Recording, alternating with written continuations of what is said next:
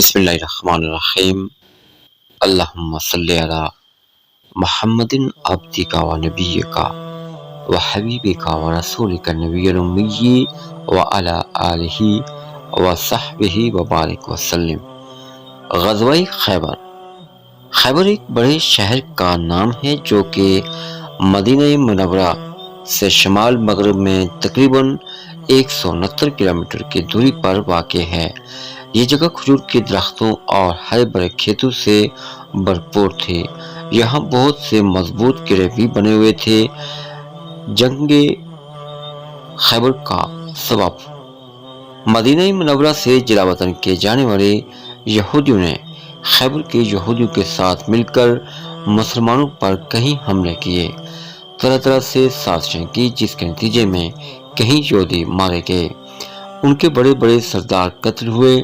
लेकिन यहूदी अब बेसुकून से नहीं बैठे, बल्कि मदीना मुनव्वरा पर एक और हमले का प्लान बनाने लगे। आखिरकार कबीला गतफान को भी अपने साथ देने पर रजामंद कर दिया। गतफान अरब का एक बहुत ही ताकतवर और जंगजू कबीला था, लिहाजा इन दोनों के मिलने से जबरदस्त फौज तैयार हो गई। प्यारे आका करीम अलैहिस्सलाम 1600 सहाबा किराम की फौज को लेकर खैबर की तरफ रवाना हुए और गतफान व यहूद के दरमियान वादी रजी में क़याम फरमाया, ताकि कबीला गतफान वाले यहूदियों की मदद को न पहुंच सकें। यहूदियों के पास तकरीबन 20,000 फौज थी। खैबर के किलों में सबसे मजबूत किला कमूस था। इस किले का सरदार मरहब पहलवान था, जो कि अरब में 1000 सवारों के बराबर माना जाता था। किला नाइम। सबसे बड़े किला नाइम पर लड़ाई हुई।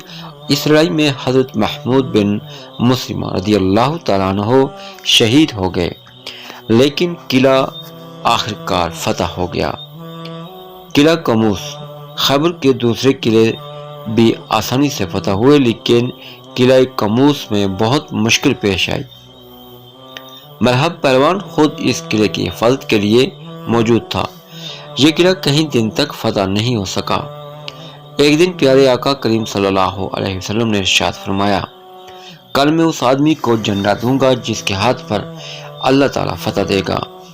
वो अल्लाह रसूल से मोहब्बत करता है और अल्लाह रसूल भी उससे मोहब्बत करते हैं।